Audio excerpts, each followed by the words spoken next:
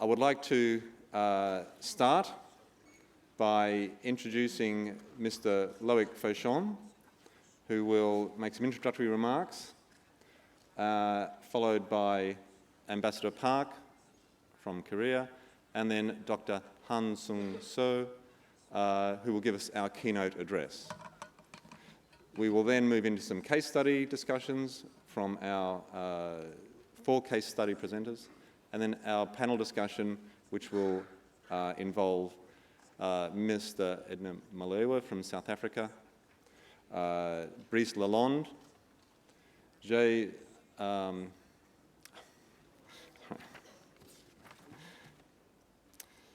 So from the World Bank, sorry Jay, Guido Sonnemann from UNEP, and Fernando Vega from the Nature Conservancy.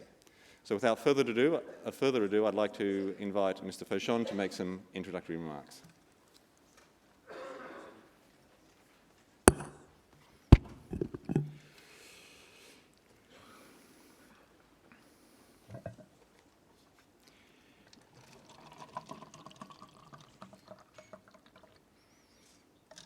That's water from the tap, Dr. Han Sung-so. Marseille's water, which is the best in France. I thought so. Thank you. I will put it here. Dear friend, Dr. Han Sung-so,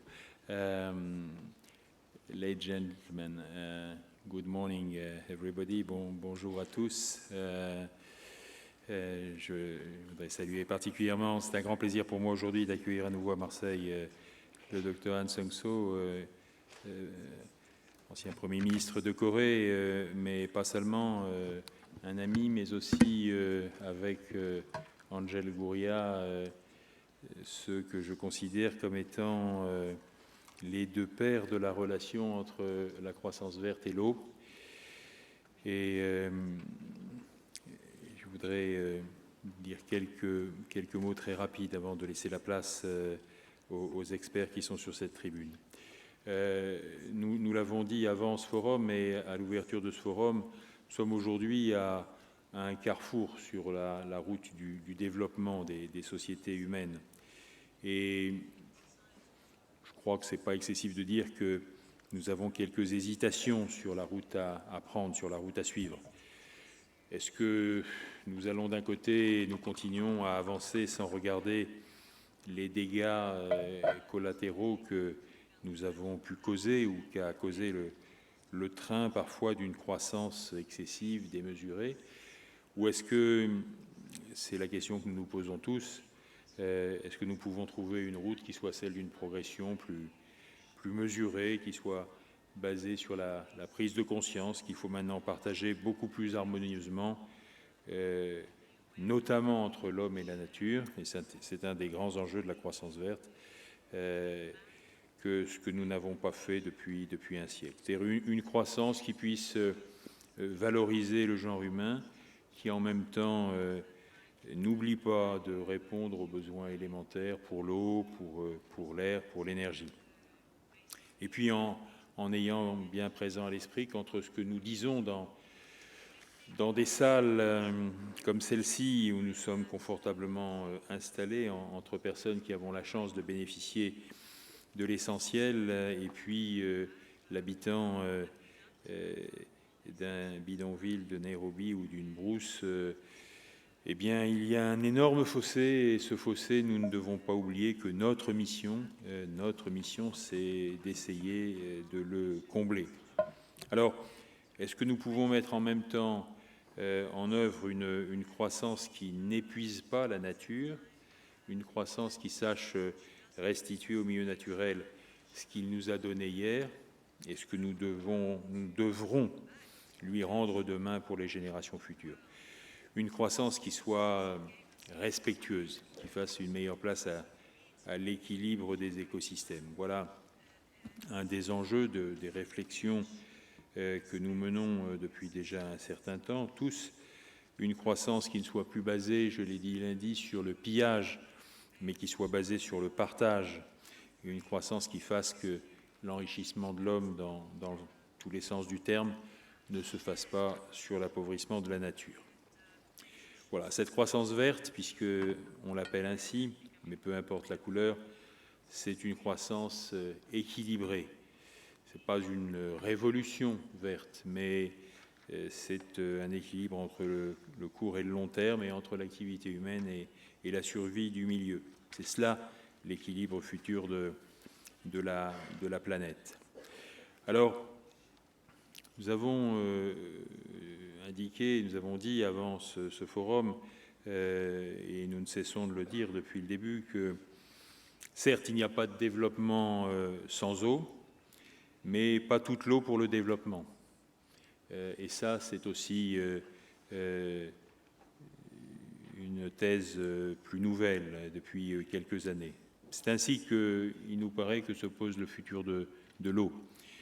Sécuriser la ressource hydrique et son utilisation à la fois dans le temps et à la fois dans l'espace. C'est la water security et c'est elle que nous souhaitons qu'elle soit maintenant prise en compte par les États, par l'Organisation des Nations Unies, comme une des priorités globales. La water security, elle a 3 aspects, très rapidement.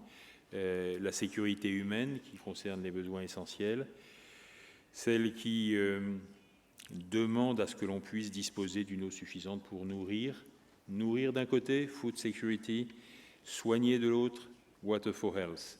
Et je le répète, et je le répéterai au nom du Conseil jusqu'à la fin de ce forum et après, il est bien que nous mettions en avant la food security, mais n'oublions pas water for health. Il est bien que nous mettions en avant food security and water and energy, mais nous devons penser à la santé. Il n'y a pas d'effort pour nourrir les hommes qui serait contrebalancé par le fait de les laisser mourir. Et rappelons-nous que les maladies hydriques restent la première cause. Tout le monde le sait, mais nous devons l'intégrer dans notre travail futur. La sécurité économique, c'est celle qui est nécessaire pour garantir la disponibilité de l'eau pour produire les biens et les services, et que ce soit dans un cadre financier qui soit juste et incitatif. Et puis, cette sécurité écologique dont j'ai parlé, pour restituer à la nature, et la quantité et la qualité d'eau nécessaire à la protection de la biodiversité et aussi à la vie des générations futures.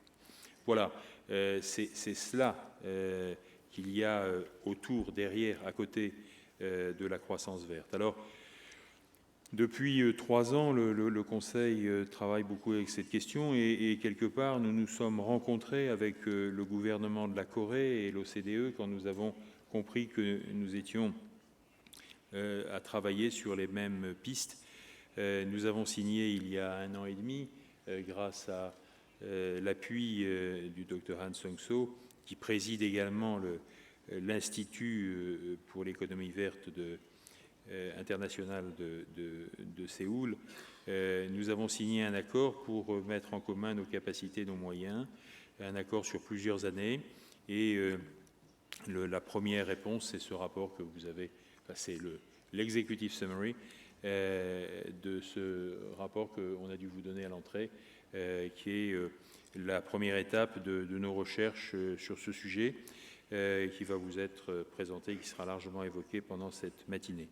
Donc, nous allons de l'avant pour dire qu'il n'y a pas de croissance verte sans eau, et leur lien et la manière dont nous saurons comprendre les liens entre l'eau et la croissance verte et la manière dont nous saurons sur le terrain mettre en œuvre dorénavant de bonnes pratiques est absolument essentielle. Et je pense que la présentation de quelques cas concrets que nous avons sélectionnés avec nos amis coréens permettra de donner une illustration précise. Bien sûr, nous vous demandons que les solutions qui sont proposées soient intégrées à la démarche globale de ce forum, le temps des solutions, et que peut-être dans une prochaine rencontre, le village des solutions, il continuera à exister, présente des solutions sur l'eau et la croissance verte. Je vous remercie.